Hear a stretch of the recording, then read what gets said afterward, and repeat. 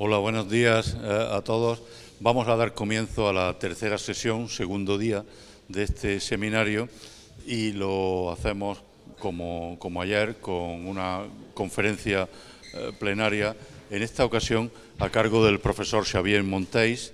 Xavier Monteis es catedrático de proyectos arquitectónicos en la Escuela Técnica Superior de Arquitectura de Barcelona, de la UPC, y sobre todo está aquí, ha sido invitado expresamente a este seminario, y lo primero que hacemos es, por supuesto, agradecerle que aceptara la invitación, porque desde hace mucho tiempo trabaja con su grupo de colaboradores en un grupo de investigación llamado Habitar, que llevan tiempo haciendo una interesantísima reflexión colectiva sobre el habitar, sobre la vivienda, que ha dado como resultado libros como Casa Collage, La casa y la calle, Habitación, La casa como jardín, y como parte de este concepto amplio del habitar, pues Xavier y su grupo llevan también largo tiempo trabajando sobre el problema de la alimentación, ¿no? Por tanto,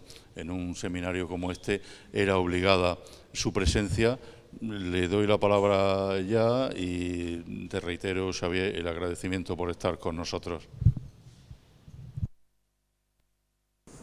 Lo recíproco, tanto a ti como a Marta, por haberme invitado. Mira. Muito obrigado, Marta. Vou tratar de falar no meu português, que é muito mau, mas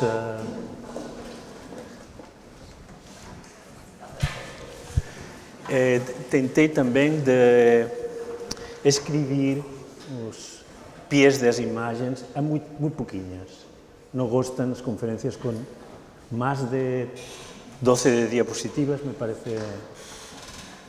No tengo ningún éxito con los profesores jóvenes, pero no gustan este tipo de presentaciones, son demasiado largas.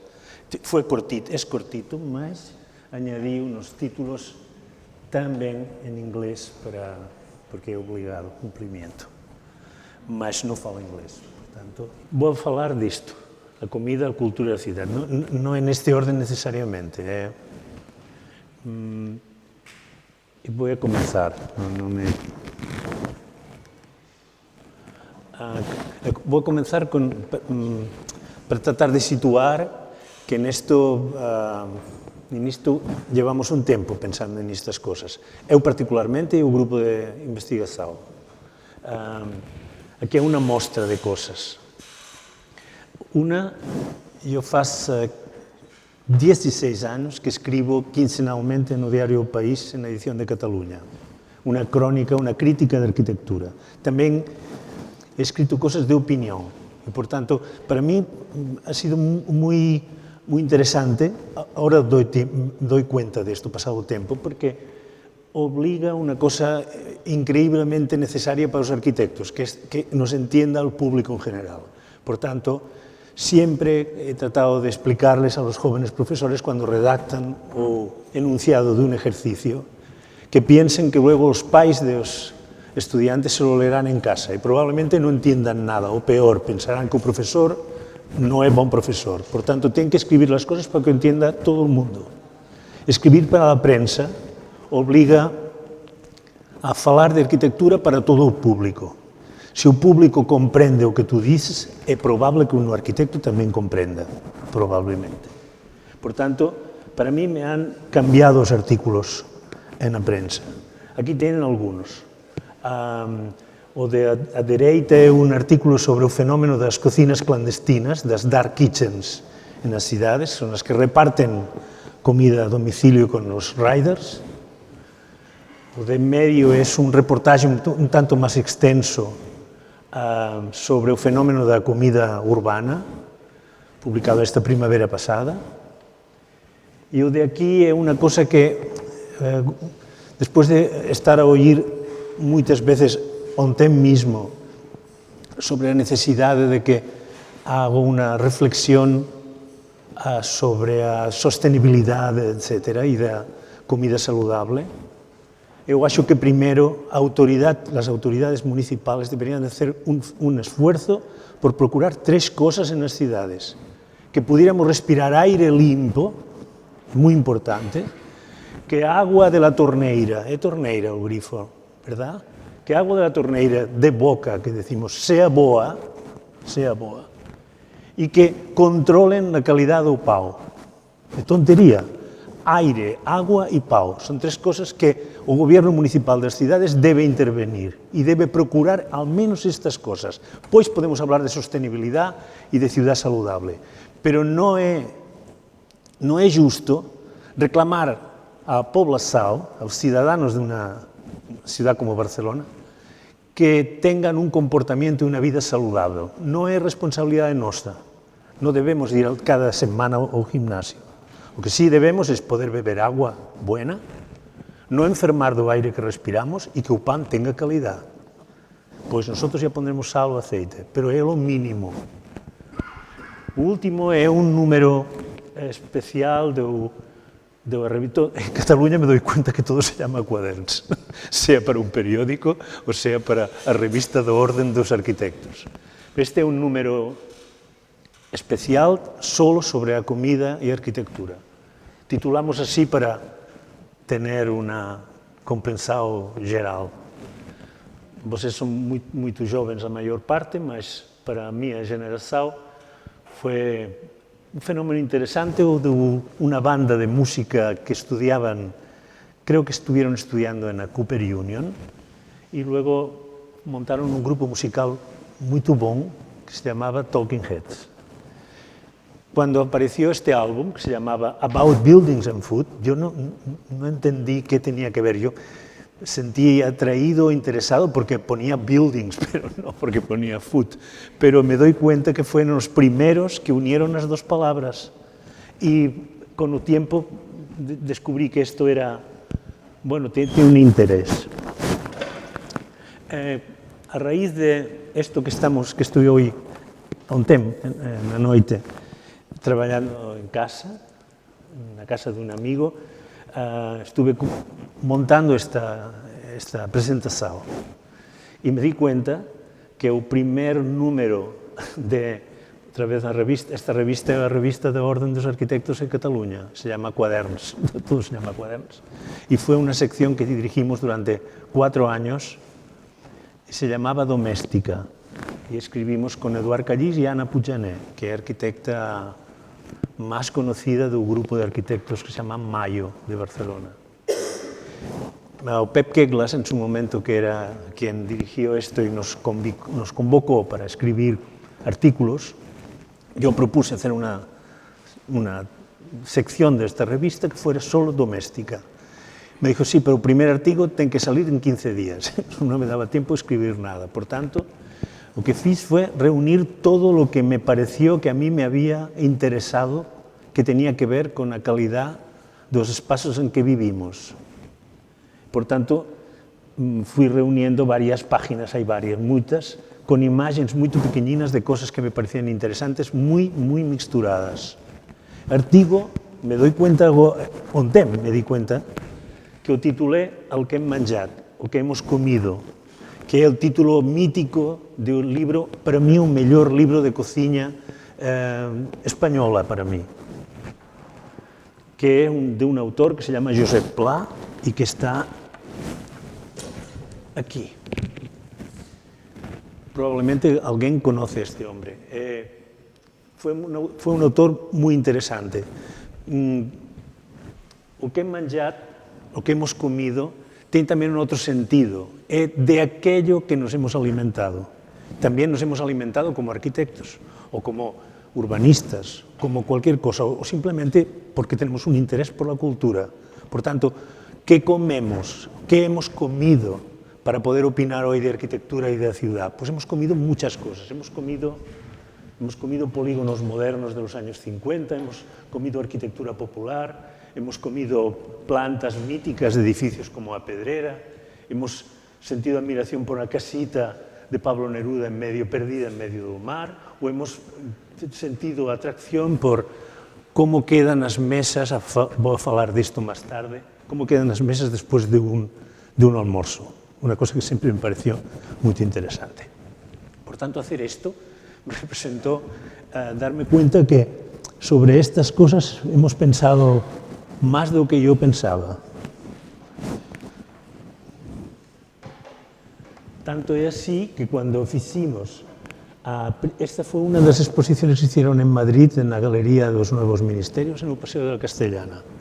Y esta fue una de las exposiciones que convencimos a los responsables de las galerías. Nadie entraba en las galerías de los Nuevos Ministerios. El día de inauguración sí, pero después no. Por tanto, les propusimos hacerlas en la calle. Esta primera se llamaba domesticar la calle, domesticar la rúa. Por tanto, tratar de llevar a rúa cosas que hagan que las ciudades o espacio público sea un cariño más habitable y tenga unas calidades que no tienen. Forramos, porque encajaba bastante bien, un lienzo inmenso con la pintura de Veronés de la cena en casa de Levi. Fue una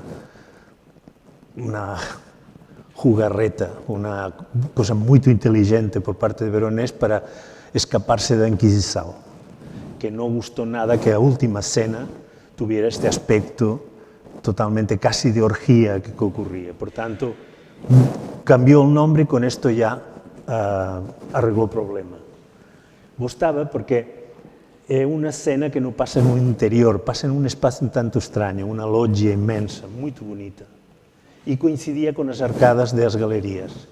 Colgamos este lienzo y pusimos delante una mesa inmensa, una réplica de otra mesa, que era el contenido de la exhibición, porque estaba impreso en este mantel, que es de hule. Luego lo decoramos con estas copas de madera y unos platitos de madera como los que utilizan en Galicia para servir un polvo a la gallega, polvo a feria, ellos llaman pulpo, vos es polvo. El caso es que también me di cuenta que esto de la comida también ya estaba presente aquí sin yo saberlo, Y tiene que ver con lo primero que gustaría falar, que é de por qué é importante a comida para mí hoxe en relación á cidade. Una das cosas máis interesantes sobre a cidade, para mí, é todo o que han ido elaborando os que, como Richard Sennett, se reconocen de escola dramatúrgica, por tanto, de aqueles que pensan no espacio público mirando con os ollos de como actúan as persoas, como se mueven as persoas, que facen as persoas na rúa. Non é importante o diseño das papeleras, os bancos, os faróis, todas estas cosas que interesan tanto a nuestros colegas. Interesan outras cosas, interesa o que faz a gente, o que faz as persoas no espacio público. Como se mueven, porque especialmente as mulleres, pero tamén os hombres, cuando circulan por una rúa, por la acera, porque cuando pasan por delante de un escaparate, miran al escaparate, no miran lo que hay en el escaparate, se miran a ellos como en un espejo para ver cómo van vestidos. ¿Qué hacen las personas cuando paran en un semáforo? Si miran o no miran los de al lado. ¿Cómo se comportan los que llevan perrito? Todas estas cosas son muchísimo más... Esto interesa a escritores. Ninguén hubiera escrito novelas magníficas si no se hubiera dedicado a mirar esto, a hollar estas cosas, que los arquitectos no miramos habitualmente. Me pregunto, ¿cómo podemos diseñar un espacio público si no sabemos lo que pasa en él? Por tanto, la comida apareció aquí como una cosa fantástica. La comida obliga a una gestualidad en la rúa que no había existido hasta ahora, igual que la gestualidad del telefonino. Ahora estamos a falar y de repente ves a distancia ves a alguien que está gesticulando y piensas, está loco. No, está hablando por teléfono. Pues cuando comen, las personas también hacen cosas extrañas que no sabemos, no habíamos nunca vinculado al espacio público. Siempre habíamos vinculado en la casa. Ahora la gestualidad de la casa está en la rúa. Y esto a nosotros nos parece una cosa muy interesante. Sin querer, de repente el espacio público se domesticó. De otra manera, no era a manera que hubiéramos deseado, no era la manera más bonita, mas aconteció. Por tanto, esta es para nosotros la primera cosa más importante, que aporta esta teatralidad e, sobre todo, que traslada por momentos, traslada a casa a rúa. E eu acho que este é un fenómeno bastante curioso. Está aún ocurriendo, yo diría que está naciendo este fenómeno, está ahora naciendo como una planta. Esta es una escena que está ya en todas las ciudades de nuestro arco mediterráneo y de otros. Incluso los países del norte de Europa copian esto. Adoran las terrazas, las sombrillas, aunque no haga sol. Ponen estufas y en sitios más civilizados dejan un cobertor para que puedas calentarte las pernas. Por tanto, ahora adoramos comer fuera. Y es muy importante para nosotros, tuvimos varias reflexiones sobre la cocina. Pues venga, hay una cosa que es estúpida, pero es así. Si las personas están comiendo en una rúa, no están comiendo en casa. Es tan tonto como esto, es una cosa puramente de vasos comunicantes. O sea, todos los que comen en una rúa no vuelven después a casa y vuelven a comer. No, ya comieron, ya fixeron. Por tanto, y aquí ¿qué vemos? Vemos mesas con cadeiras, copos, pratos, cubiertos y conversaciones, y comida, y xeio, ¿no? A comida. E todo isto non estaba antes desta maneira, ahora é popular, faz todo o mundo quiere comer así. E o ayuntamiento se presta absolutamente a que as rúas se transformen, otorga permisos, etc. Por tanto, se han convertido algunas en calles que ya se llaman calles. Yo la primera vez que vi esta palabra fue aquí en Lisboa, en una rúa que arranca do Terreiro do Paso. Y habían puesto un cartelito en la entrada de la rúa, pequeñito, como los de ballet para aparcar coches. Ponía street food. Y pensé, ¿y esto qué? Pues street food es una calle con mesas y bancos comunes en donde las personas apañan con un tabuleiro de comida de un sitio y se van allí a comer. Igual que ocurre en el mercado de Ribeira. Igual. Más en la calle. En la rúa. Esta idea, por tanto, si no un street food, por lo menos podríamos decir una calle comedor, una palabra que puede describirlo. Dos imágenes que van, de cierto modo, juntas. Estas son imágenes, aquí pone primera mitad del siglo XX, más algún diseño de un piso que es muy al principio del siglo XX y alguna cosa que es verdaderamente de los años 60 ya, 61. Pero son imágenes que se publicaron en el Quaderns y después en otra cosa que publicamos, que es una reunión de imágenes, de fotografías y de pintura, donde la profesora Magda Maria seleccionó todo aquello que es escenas en la rúa con comida. Y nos dimos cuenta que habían transformado cosas. Antes, muchos años atrás, a comida, o los alimentos, en la rúa era imposible verlos si no era con los carros con caballos, o cómo se acumulaban los melós y las sandías en la rúa para comprarlos. También cuando llegaban fiestas señaladas habían patos y galinas y frangos, vivos, en medio de la rúa. También cuando habían ferias de dulces, se vendían un roscón, un tortell que se dice en Barcelona, a docenas, a miles en la calle, y la gente los compraba. Ahora vendrían unos estirados funcionarios de sanidad de la Generalitat de Cataluña y cerrarían, clausurarían esto. La gente que piensa sobre la calle está siempre encerrada en una oficina, en problema. Desde un escritorio no se puede pensar la calle. Pero es así. Entonces, estas imágenes son de cosas que antes estaba la comida. Aquí hay patos y pollos. Todo esto, la comida estaba fresca en la rúa. Por tanto, las escenas de comida o de alimentos en la rúa eran mucho más vivas, literalmente, los pollos se movían, y no sé, y las cosas se veían así, como en, ¿cómo se llama este? Domingos, Álvaro Domingos, ¿no? Este libro que nos impresionó a todos que se llamaba A Rúa de Estrada, ¿no es así? Fantástico, porque prestaba atención a todo lo que ocurre al lado y lado de las estradas que salen de Lisboa, por ejemplo, donde se venden piscinas de plástico o montañas de melones y sandías. y ocurre en todo el arco mediterráneo. Todo esto era por tanto, no es nuevo, no é un fenómeno de agora. A comida ou o alimento na rúa, na cidade, a cidade era un gran mercado. Ahora se transformou.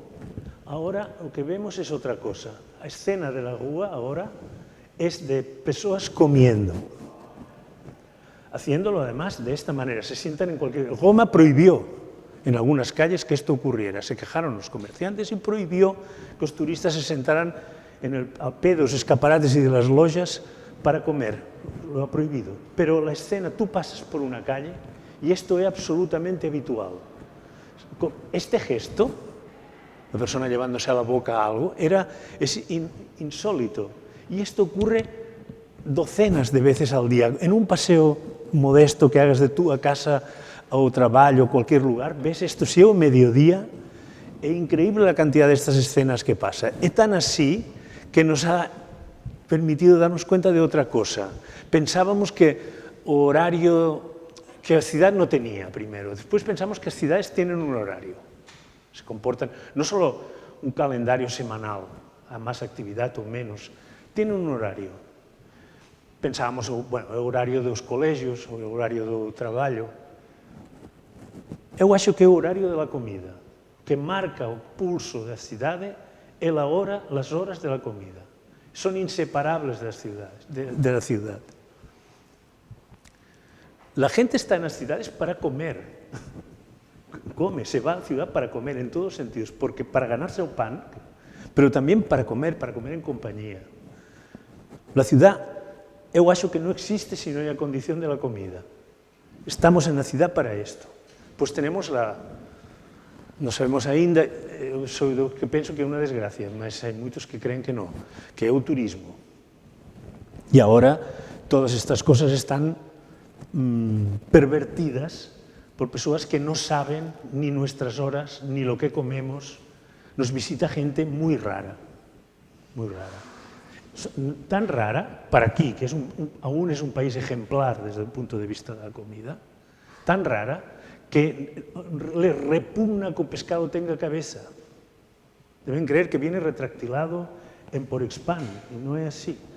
El pescado es pescado, peixe con cabeza y con espiñas, ¿no? Y no lo entienden.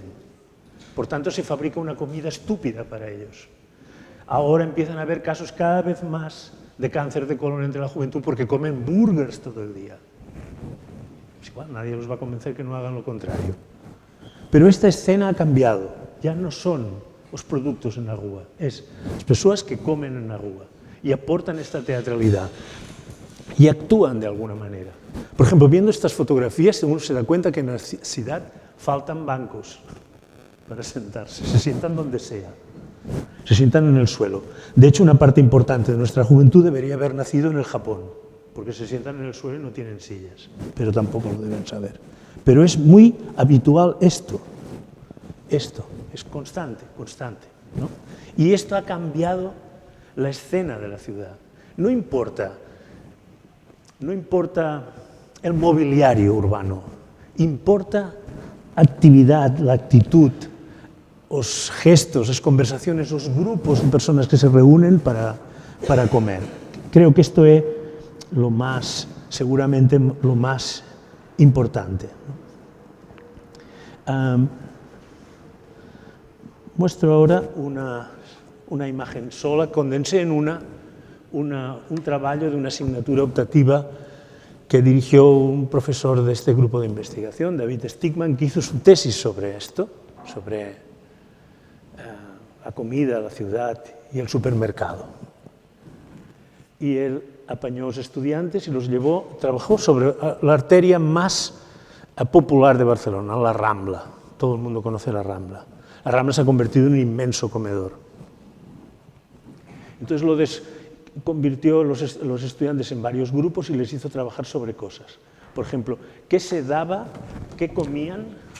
No lo veis, mas esto en grande está dibujado. Aquí hay pollos, pescados, pan, vasos con zumos o con vino, cosas para comer, salchichas, patatas fritas, lo que sea. lo que dan en cada sitio y cómo se reúnen estas cosas y de dónde vienen. ¿Quién, un avión, un carro, un camión? ¿Quién trae estas cosas? ¿Y dónde se puede obtener en la Rambla? ¿Qué personas, que hay unas personas? ¿Qué arquetipos de personas hay en la Rambla y qué comen estas personas? El joven turista, el estudiante, el oficinista, ¿cómo son? Se pasaron en la Rambla horas y horas a observar, solo a observar. Que es una cosa también muy interesante, porque hacemos workshops y cosas, pero no nos movemos de nuestras escuelas. Y tengo un amigo que ya se está reformado, que dicen vos es mayor que yo, que contaba siempre con gran admiración. Yo entonces no supe darle ninguna importancia especial.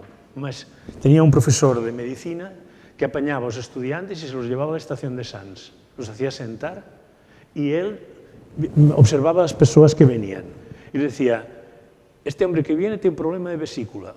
Y nosotros se miraban, ¿qué quiere decir? ¿Ven las ojeras que tiene, el color de la piel? Este hombre tiene un problema de vesícula. Pues venía otro. Este hombre tiene una hernia discal. Veías que venía alguien así. O sea, este hombre diagnosticaba solo viendo las cosas. Era patólogo. Por tanto, se fijaba en las cosas. Entonces, pues, en las escuelas de arquitectura aprendimos, lo primero que aprendimos, si la grieta es horizontal, sal corriendo de casa porque aquello va a caer. Si en diagonal ha habido un asentamiento, cosas de este tipo. Entonces empezamos a leer grietas en las paredes y sabíamos construcción por las grietas, igual que este hombre nos enseñaba qué pasaba. Pues bien, estas cosas son observaciones de que no solo cómo se mueven estas personas, sino después qué hacen, dónde obtuvieron estos productos, cómo lo tienen y cuál fue el momento top de esta investigación. Fue David, que además lo filmamos porque fuimos un día con él, se ponía unos guantecitos de estos COVID, ahora sabemos que son guantes COVID, antes no sabíamos, y se dedicaba a vaciar papeleras. Las papeleras de la Rambla son mucho más grandes y las vacían 5 veces al día. Y se ponía a sacar lo que había y tomaba notas de qué había.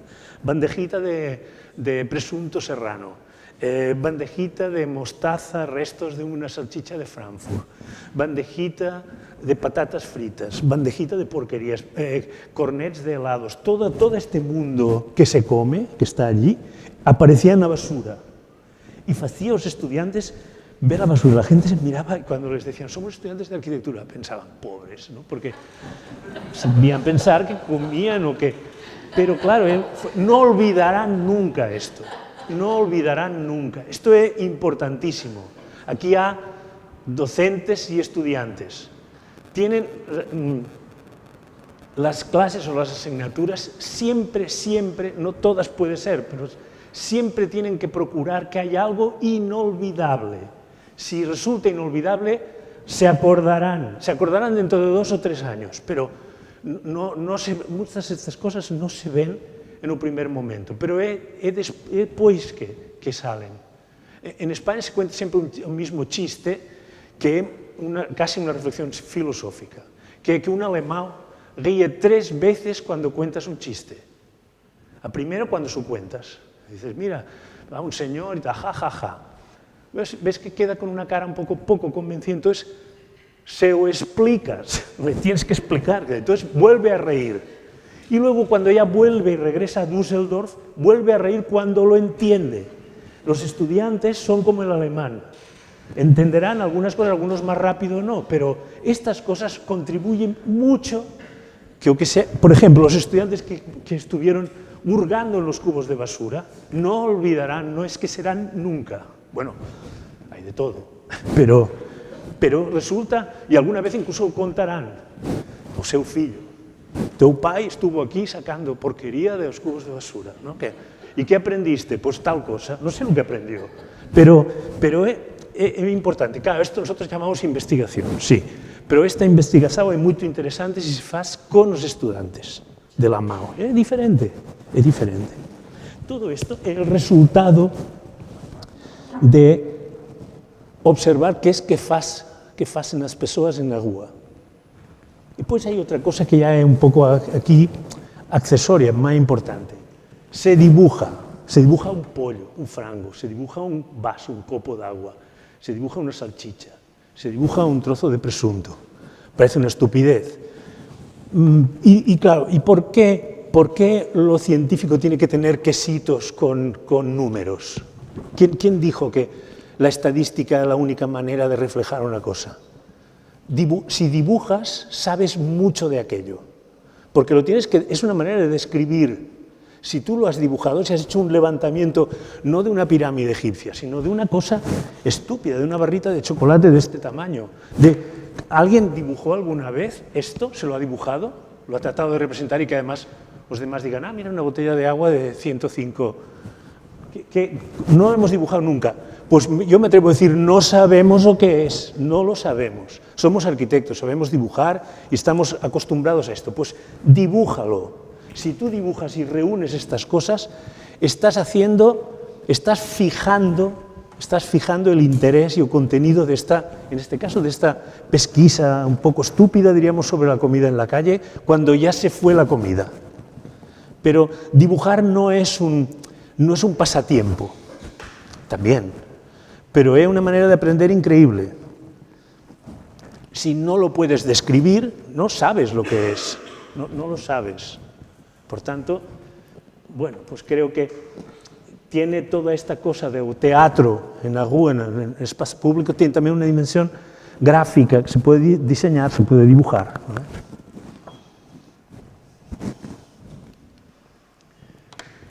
Esta una cosa que ahora daría para estirar, pero esto ocurrió ahora en primavera. Se hizo un festival de arquitectura en Barcelona que se llamaba Model. Y Mayo, los arquitectos de Mayo, hicieron esta instalación que rodeaba este lugar. É importante isto porque é unha tontería, pero a Plaza Cataluña é o kilómetro cero de Cataluña. Todos os kilometrajes da provincia, da comunidade autónoma, están medidas desde este punto. Por tanto, cuando se habla de comida a kilómetro cero, pues esto, aquí. Entonces, bueno, reunieron a toda esta mesa y aquí mientras el público estaba a almorzar o a cenar alguna cosa, cosas todas con mucho mensaje, ¿no? Mejillones. ¿Mejillones? Mexillois. Mexilló es la estrella de lo sostenible y de la ecología, porque es un bivalvo que limpia el agua, la depura. El simbolismo es fantástico, ¿no? Pues vinieron unos tipos que se llaman The Cooking Section y montaron este performance a partir de que la gente comiera mexillois. Mientras aquí habían arquitectos y pensadores, Caroline Steele, mientras gente comía mexillois, estaba aquí a falar de a carne, urbanismo, etc. Por tanto, también ya comienza a comida a entrar en lo que es performativo, las instalaciones, ya no son objetos solo, es personas haciendo alguna cosa, hay una conciencia de que esto es algo. Es más, probablemente ya es muy fácil tirar un poquito más y caer en una cuenta de una tontería. Antes de que haya arquitectura, en el sentido de que haya una cúpula que esto cubra, una estructura que la sujete, unos muros que procuren confort, la primera arquitectura, la primera forma de la arquitectura son las personas reunidas. Son las personas reunidas. Esta es como una protoarquitectura. Antes que haya nada, hay unas personas reunidas, como en el colegio que hacen coros con unas crianzas, etc. Estas cosas son bastante curiosas, ¿no? El caso es que esto ya no puede, yo acho que ya no se para, ¿no? Ya es así. Pues también pasa que la mesa en la que vamos a hablar ahora un poco, esto es el artículo. El artículo era esto, que aquí está en grande. ¿Qué hacen estas personas en la rúa, en medio de la rúa? Ocupan la rúa. Me gustó porque cuando lo traduje al inglés, yo puse una mesa reivindicativa. Más inglés es a protest table, o sea, no tiene, ya es más directo, una mesa protesta. Estas personas, que son vecinos de esta calle, protestan contra los narcotraficantes, que se apropiaron de la calle vendiendo droga. Y ellos, como réplica, se apropian de la calle comiendo en la calle. Bajan la mesa, su comida, no hacen nada más, bajan su prato que han cocinado ellos y comen en medio de la calle y dicen, esta calle es nuestra casa, a través de un signo o de un elemento, diríamos, tan común, tan usual, tan cotidiano, que no reparamos nunca. Probablemente la pieza más importante de una casa, a mesa con las personas reunidas alrededor. Es la expresión de la reunión. Mientras estamos sentados en la mesa, y cuando estamos sentados en la mesa estamos apoyados en la mesa, estamos en comunión, que se dice, con las otras personas. Cuando se levantan, aquí hay de todo, nos gusta mucho, disculpan algunos, ¿no?, pero lo romano, salir en un hemiciclo y tal, pero los ingleses son más prácticos, no es que sean para mí un plato de preferencia, pero su parlamento es alrededor de una mesa, y cuando se levantan para hablar, se levantan con su cuadernillo y tienen que estar tocando la mesa. Tienen que estar derechos pero tocando, en el momento en el que no se pueden ir como yo me voy ahora porque me sacan la palabra. Por tanto, la mesa es muy importante porque conectamos a través de esta reunión alrededor de la mesa.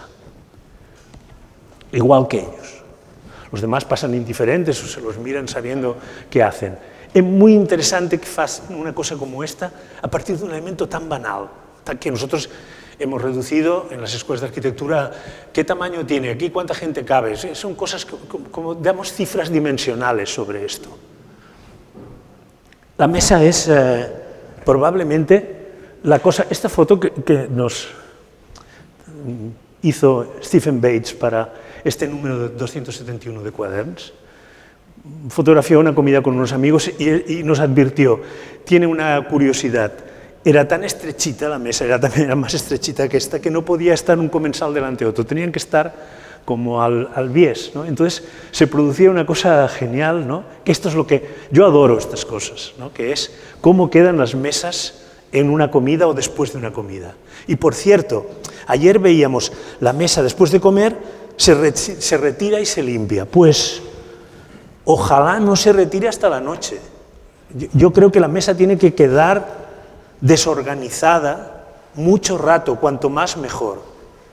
Tanto en mi país como en el suyo, en Portugal, en Italia no sé cómo se dice. Lembro un estudio que publicó un día El País como noticia solo, que era, alguien había realizado un estudio de qué palabras de cada idioma no tenían traducción a los otros, que eran propias de aquel idioma. Algunos tienen, los alemanes tenían una palabra que es, soy incapaz de pronunciarlo, pero quería decir, cuando una cosa por mejorarla se estropea. Me pareció genial, ¿no? O en España, la palabra que no tiene, sí hay, en España tiene una palabra que no tiene en otros idiomas, que es sobremesa, con una excepción. Aquí, donde estoy ahora, en Portugal, sobremesa es lo dulce, el postre que llamamos nosotros, el dessert, ¿no? Es la sobremesa, es verdad, porque eso pasa cuando ya es lo que va a prolongar la comida. ¿Cómo? Comentedesco, ¿no? Y es interesante, diríamos, que haya una palabra para definir ya has comido, mas quedas para falar en la mesa, te quedas a hablar, a comentar, ya no hay nada, no quedan objetos, solo quedan personas. Esto parece que es muy complicado de entender, mas si yo digo aquí ahora dos palabras, in-between y Baldo Van Eyck, todo el mundo sabe de qué hablo. Pues bien, el in-between de muchas de estas cosas es esto, es lo que se va a quedar, lo que hay cuando no hay. Por tanto, lo que ocurre con la mesa y cómo se ha llevado esta reunión nos dice muchas cosas. Le Corbusier tenía unas deliciosísimas notas tomadas sobre esto, que era cómo se podía reconstruir lo que había ocurrido allí a partir de ver cómo la gente había desordenado los pratos, los copos, los cubiertos, habían quedado, la sal, o viño había manchado. Todo este desorden, para él no era desorden, era ver cómo aquello había sido reorganizado por las personas. Daba testimonio de que habían estado allí haciendo una cosa muy importante, comer juntos. Comer juntos. Comer solo es realmente triste, ¿no? Pues si no hay más remedio. El otro día estuve a cenar en un sitio muy inteligente aquí en Lisboa, que es o Galeto.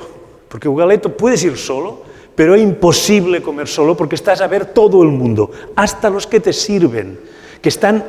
Nunca había visto camareros y camareras tan bien, un calzado impecable, los calcetines, los pantalones están planchados, porque tú los has de ver. Y pues ves o a parte de atrás de las personas, otros el rostro, no sabes al final quién estás viendo, pero no comes solo. Solo, pero no comes solo. Estás en una reunión increíble de personas, ¿no? Es como un teatro. Pues bien, a mesa es un elemento muy importante de esto. Esta mesa, ¿qué le ocurre? Ayer vimos esto. Yo voy a mostrar, o sea, no me voy a andar con remilgos, que se dice en castellano, con delicadeza. Yo odio esta cocina, la odio. O sea, sirvió para un momento, pero es la expresión de lo que odio en casa, que es la productividad. Está pensada para servir una comida, a ingerir el número adecuado de calorías y irse a trabajar. No sé lo que es, no sé yo qué haría con tantos cacharritos aquí ordenados. Gosta aquella, era mi casa. Es la foto de la cocina de mi casa, una tarde, 5 y pico, creo que marca el reloj, de día de Natal. Quedan así las cocinas. ¿Está desordenado? Sí, pero yo no lo encuentro desordenado. Después se ordenará. Y, por cierto, las cocinas ahora ya no son desordenadas. Le falta una cosa a esta cocina. No existían los supermercados. Por tanto, tú ahora vas a un supermercado y en el supermercado las cosas están a la vista, no están encerradas en nada, duran tan poco que no hace falta guardarlas, se consumen, por tanto no se llenan de polvo. He visto tonterías que durante años hemos tenido en las cocinas, que era, abro un armario, saco un pote de la marca Brabantia, que tiene un visor de cristalito para ver que dentro hay un paquete de arroz que está medio lleno. Y piensas, bueno, el primer paso sería poner el arroz allí dentro, pero qué tontería. O mejor, es que esté un paquete de arroz y que cuando se acabe compré otro nuevo. Y además, ¿para qué ponerlo dentro de un armario? Lo tengo a la vista. ¿Es que es repugnante acaso? ¿No es lo que voy a comer? ¿No es lo que voy a comer? La gran revolución de las tiendas domésticas de Terence Conran fue poner los productos así. Y era increíble, hizo esto y otra cosa muy importante que los jefes de estudio de las escuelas de arquitectura no parecen saber, que es que lo más interesante de una tienda es que si aquí hay calzado, al lado haya pasta, esparguetes. Y al lado de esparguetes, mantas de calidad. Y más allí, linternas para encenderlas por la noche. Cosas de lo más variado. Todo junto y desordenado. Es como si el ideólogo de las tiendas de O'Corran hubiera sido Avi Warburg, que tenía un orden espectacular en su biblioteca, que no era el de las bibliotecas nuestras. Porque para él era importante un libro que estaba no al lado, sino también el de encima y el de embaixo. Él lo había ordenado así y funcionaba para él. Por tanto, este desorden es fruto también de cómo lo hemos comprado. No es muy diferente. Y también es expresión de lo que luego va a pasar en la mesa. Hace mucho tiempo, recuerdo cuando escribimos Casa Collage, seguimos esta máxima porque no era nuestro. Entonces se decía, supongo pensando esto, porque está esto, pero tarde o temprano entonces aparecen las ingenieras domésticas, que ya cuando te dicen este nombre, pues yo no me buscaría nunca una novia ingeniera doméstica, por ejemplo, ¿no? Me parecería horroroso, ¿no? Pero, bueno, lo hemos aceptado y tuvo un momento, pero ahora no es así. ¿Por qué?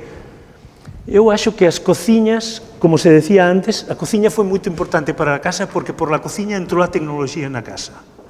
O el forno, el refrigerador, todos estos aparatos maravillosos que nos han facilitado la vida entraban por la cocina primero. La cocina era, por tanto, a puerta a la tecnología. Los últimos inventos entraban por la cocina. Cuando había una exposición universal de Nueva York, la cocina era lo que iban a mirar las personas. Pero hoy, ¿qué entra por la cocina? Hoy es muy importante la cocina por la cocina entra la contingencia, la informalidad, el uso mezclado de las cosas, la mixtura y el desorden y la no uniformidad. La cocina es como un antídoto y una invitación a que a casa sea así, más de veras, más real, ¿no? Por tanto, hay que observar un poco qué ocurre en las cocinas para saber qué relación hay entre el maravilloso caos de una cocina y después el confort que respiran algunas piezas de la casa, que están también desordenadas. En cambio, entras en una casa y encuentras todo coordinado con muebles Roche-Beaubois, con una mantita, con un cobertor a juego, con una cerámica que se ha comprado, no porque la haya usado, no la he traído de ningún viaje, la compré porque forman una pareja. Todas estas cosas falsas son desalentadoras, absolutamente, en una casa. Dan frío, dan frío. Por tanto, la cocina hoy es otra cosa, es una expresión distinta y está más cercana, diríamos, a lo que realmente es un mundo a medio caballo entre lo que ocurre en la calle y lo que ocurre en casa. Por eso creo que hay que prestarle una cierta atención, ¿no? Creo que voy a poder cumplir el tiempo. Un epílogo. Lo he pensado y me ha movido, he de reconocer que me ha movido ver esas lápidas en relieve de hormigón armado, que son maquetas que hay en la cubierta. Eso es lo que me ha inspirado. Ya veréis que no tiene nada que ver con esto, pero os lo digo para... Bueno. Este es un dibujo, Juan ya, y tú, pues ya, los que nos reconocemos como corbuserianos, pues esto ya. A mí quien me descubrió el dibujo original fue Jean-Louis Cohen, que me enseñó en la exposición que él hizo. Fiz una exposición con el diseño original de Pirro Ligorio que Corbusier copió simplificando absolutamente el diseño. Sacó muchas cosas y dibujó una ciudad fantástica, un bosque en donde aparecen estos monumentos.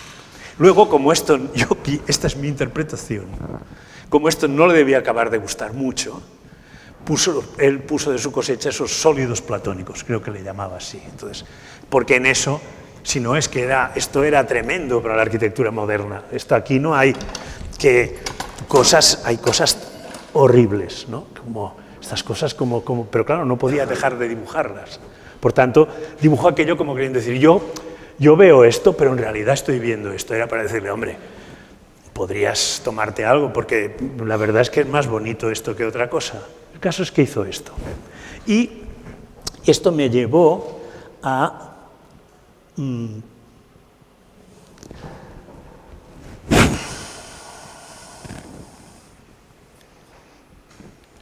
Cayó en mis manos, diríamos, el librito de Marie-Antoine Carême, que claro, entonces dije, ya sé que era lo que no quería ver Le Corbusier en el dibujo de Pirro Ligorio, porque si tengo paciencia ahora que me retire, haré un dibujo versión Le Corbusier en donde copiaré ese dibujo, pero pondré pasteles en lugar de monumentos romanos.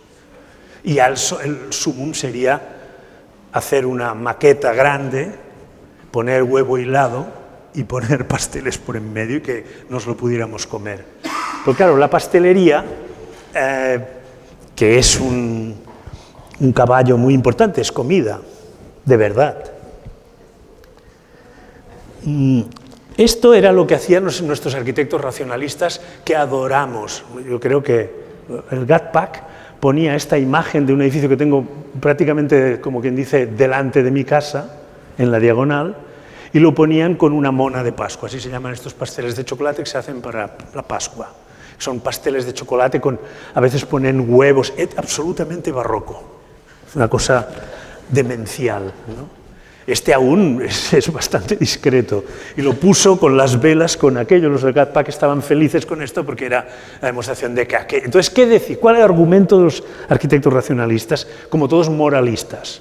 Con el dinero que se ha gastado en estas decoraciones hubieran podido construir 4 viviendas de protección oficial. Dices, hombre, francamente, o sea, pues haz una colecta, o sea, haz algo, pero tú te imaginas una ciudad sin estas cosas, no todas, pero nuestras ciudades son mejores porque de vez en cuando hay cosas así. Miramos hacia arriba y vemos esto.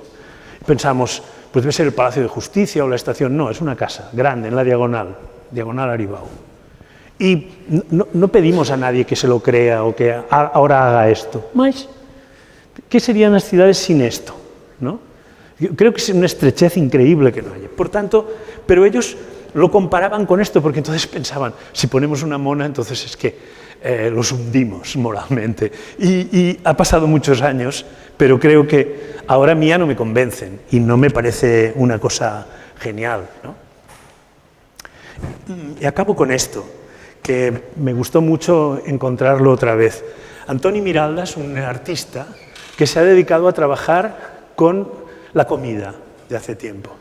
Y en la Galería Joan Prats, que era un personaje notable, diríamos, de la vanguardia en Cataluña, ahora ya cerró, convocó a una serie de pasteleros de Barcelona a que cada uno elaborara un pastis de chocolate de un monumento de la ciudad y ponerlos más o menos donde estaban. Aquí hay la Sagrada Familia, todo lo que en realidad es verdaderamente un pastel, la Sagrada Familia, Montjuïc, todos los monumentos estos que no nos gustan estaban aquí. Y entonces es espectacular.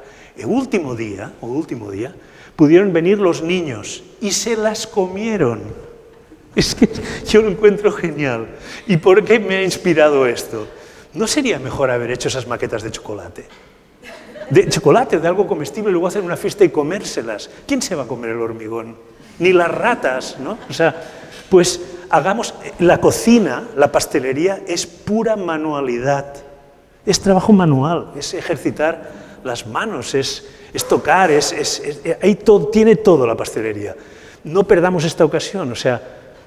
Yo se lo dije al director de mi escuela hace ya 3 años. ¿Tú qué quieres hacer? Digo, me gustaría tener una asignatura en donde hubieran unas cocinas y yo trabajar con los estudiantes mientras cocinamos un plato, explicar cosas. Hombre, no lo hizo. Porque claro, es difícil a cocinar cosas muy sencillas sin recurrir a la historia, a la construcción, a la composición. Está todo allí. Después ellos que se lean unos textos más sesudos, pero vuelvo a lo de inolvidable. Si has aprendido alguna cosa en arquitectura mientras cocinabas algo muy elemental, un huevo poché, eso que le gustaba tanto a Le Corbusier, que no es tan fácil de hacer, pues yo creo que esto en las escuelas debería... ¿Cómo podemos seguir hablando de la comida o tal si no hemos hecho algún invento? Y esto realmente me pareció que aquí era un buen final, porque todas las cosas, ayer hablaba con Marta, todas las cosas tienen que tener un dessert, ¿no? Por tanto, esto es el postre. Ya está, he acabado.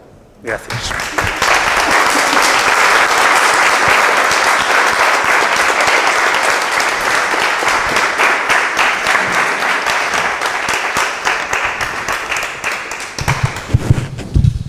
Bueno, muchas gracias. Yo me he ceñido al tiempo, pero porque he empezado tarde. Podías haber seguido un poco más. No. Sí. Muchas gracias, Xavier, por esta intervención tan interesante como divertida, que te agradecemos mucho.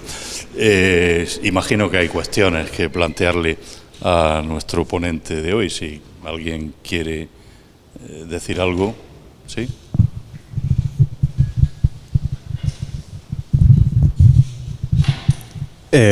Buenos días. ¿Cree usted que puede llegar a ser un problema la excesiva privatización de los espacios públicos con mesas de restaurante y tal? Porque sí que es verdad que nos parece un buen sitio en el que hay mucha gente comiendo, tomándose algo y tal, pero hay veces en las que hay que ir esquivando mesas, sobre todo en sitios muy concurridos. Sí.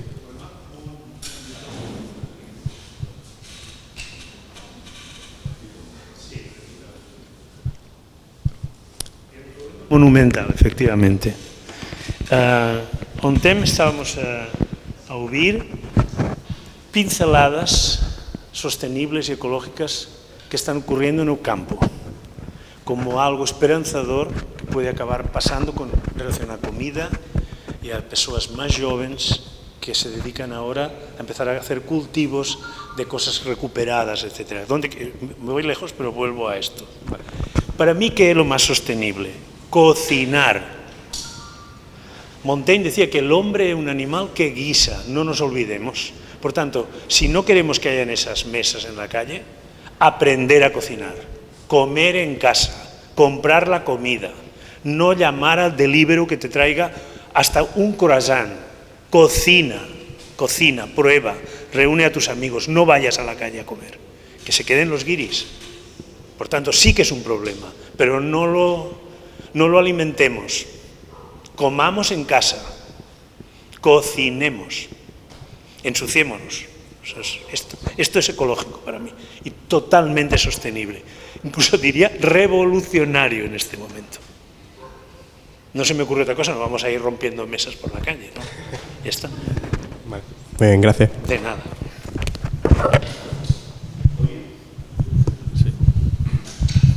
No, solo una acotación. Muchas gracias por la charla, me ha parecido muy sugerente. Y una acotación, no un matiz, un detalle que complementa lo que ya se ha dicho. Y no se ha mencionado estos días, pero es una referencia bonita y creo que además que habla de muchas cosas.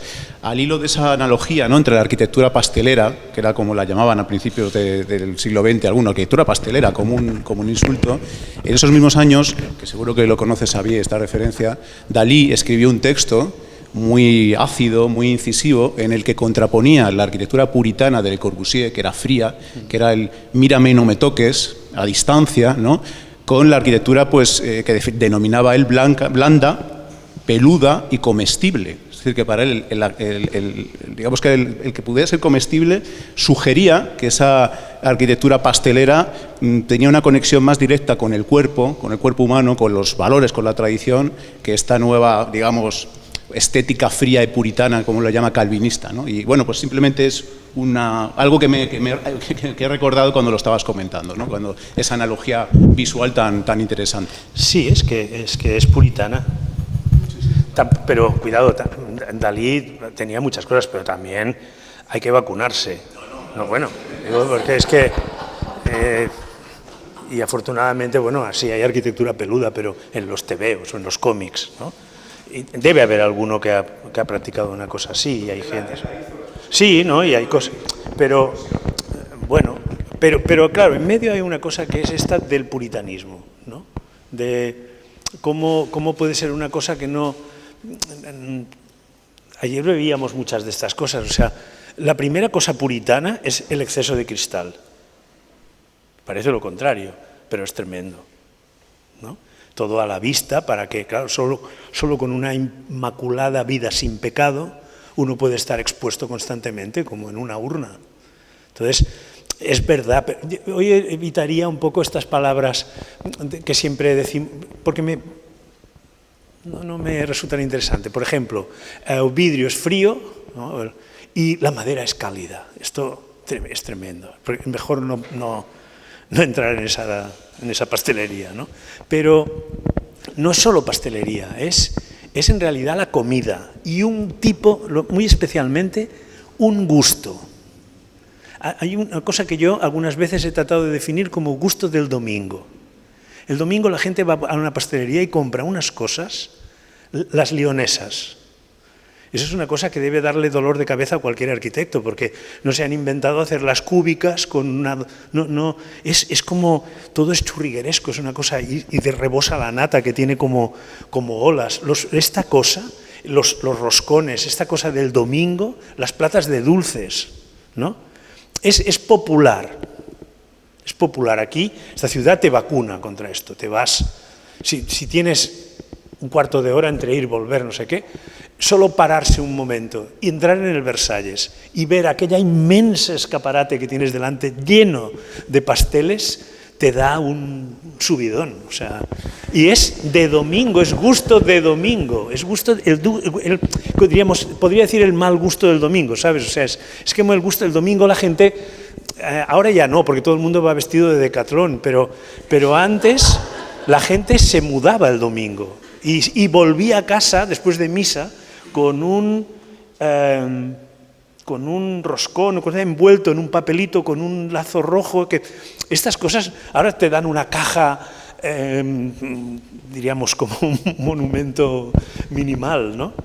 Pero hay una cuestión ahí que es muy interesante, ¿no?, que es ya no tanto la calidez o tal, sino sobre todo esta cosa de la arquitectura popular, el interior de la arquitectura popular, un poco así, cuando tenían un poco de dinero para arreglar una sala, esos techos de escayolas y tal, son pura pastelería. O sea, hay un gusto que tiene que ver con esto, los merengues, ¿no?, cosa más.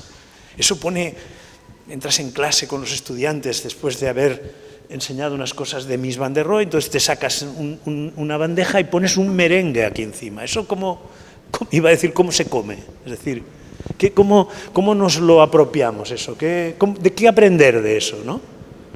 No sé.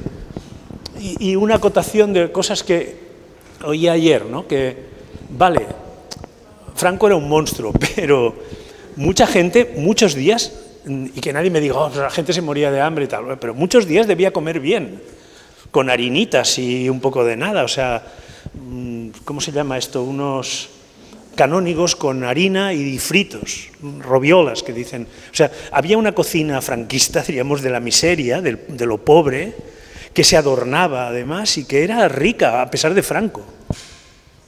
No sé, yo creo que eso creo que no deberíamos tampoco olvidarlo. No sé si lo recordáis, os sois muy jóvenes, pero nos machacaron un año que hubo excedente de patatas.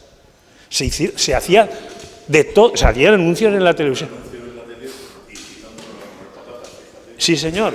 Y no se hacían patatas a la francesa, pero era tremendo. O sea, aprendimos a comer patatas de todas las maneras. Se hacían rebozadas, rellenas, en brazo de gitano, que decían unas cosas increíbles de la patata. Yo sí como patata. Las regalaban, por 1 kilo valía, no sé, una peseta. O sea, hubo un problema, ¿no?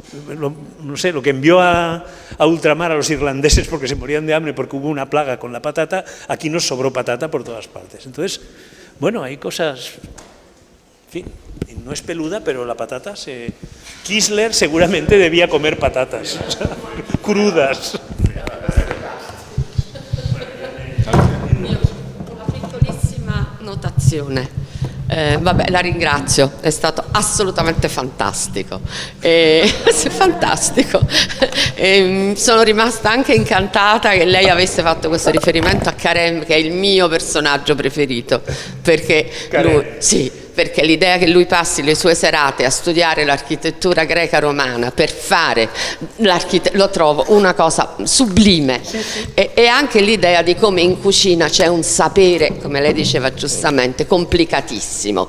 La chimica nasce in cucina, la termodinamica nasce in cucina, però le vorrei proporre una visione ancora più truce della cucina di Francoforte, che è una cucina dove non si cucina, perché non si può cucinare, non c'è possibilità.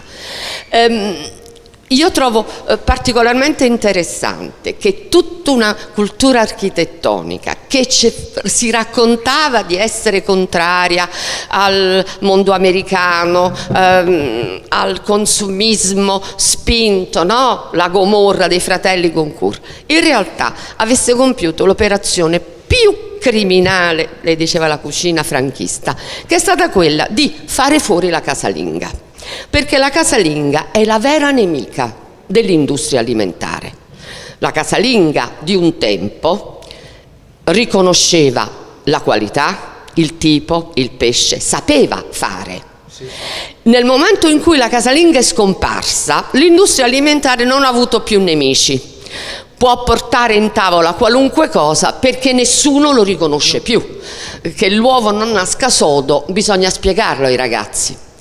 E quella perdita di manualità è stata la strada attraverso la quale ci hanno avvelenato, perché senza controllo ci hanno dato di tutto. Abbiamo dimenticato come si fanno delle cose finché gli uomini non sono ritornati in cucina. Lo chef è tornato e quindi si impasta di nuovo, si lavora, è un'attività manuale. Non so se è d'accordo. Cioè, io che sono una casalinga, vecchio stampo, quando arrivo al mercato mi guardano con un certo timore, perché si sa che io riconosco una frutta, un pesce, quindi si sa che a me non la si fa, ma è una generazione in estinzione. A chi viene dopo si può vendere qualunque cosa, quindi è stato un trucco al quale gli architetti si sono prestati ingenuamente e hanno fatto il gioco del nemico, questo poi è la verità. No, ni se reconoce, sí que han olvidado esto, no existe para los arquitectos. Perdona. Ya me callo. Si capisce.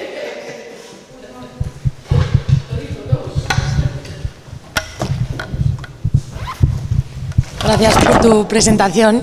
Entiendo lo que dices sobre la importancia de comer en casa y cocinar en casa y todo, pero hay mucha gente que al final no tiene muchos amigos o para invitar. Entonces, ¿no crees que es importante promover espacios para comer e incluso para cocinar en espacios públicos? en cuando en un espacio público entre gente está bien, pero de todos modos podría... Porque me da miedo que eso lleve un poco a que la gente se isole, ¿sabes? Mucha gente acaba haciéndolo.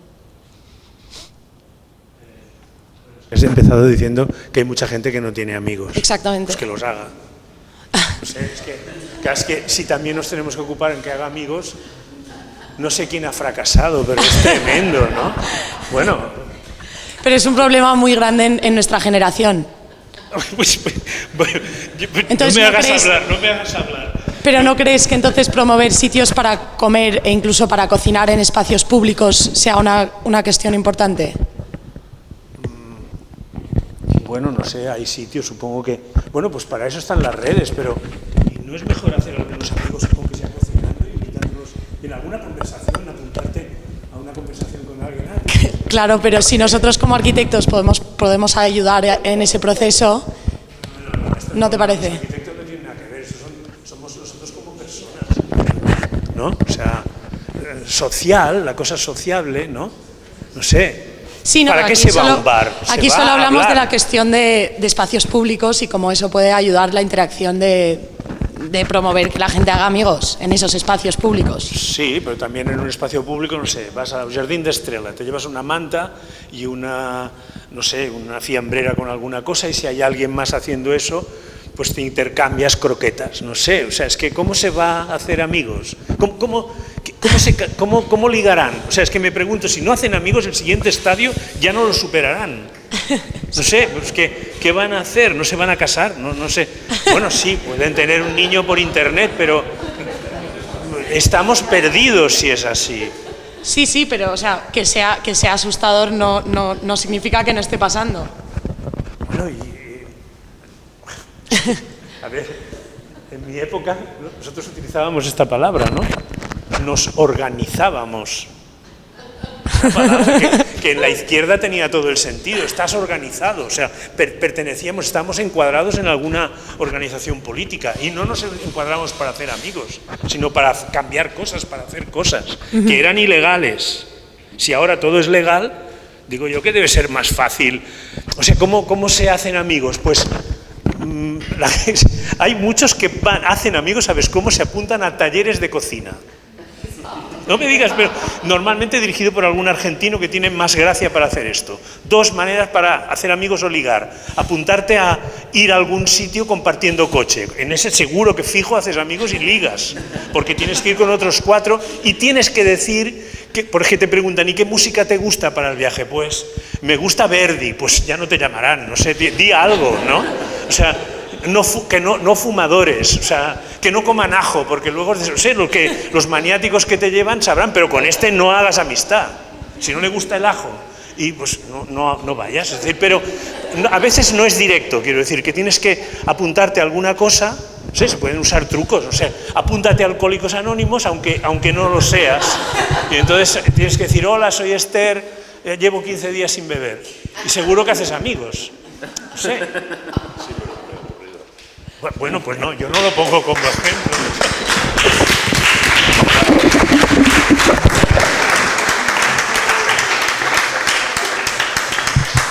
Bueno, seguro que todos desearíamos seguir con este intercambio tan agradable y tan serio y tan divertido a la vez. Pero bueno, era el momento ya de descansar un poco. Vamos un poco fuera de horario, no demasiado. Tendríamos que volver a empezar a las 11, pero lo dejamos mejor para las 11:15, ¿vale?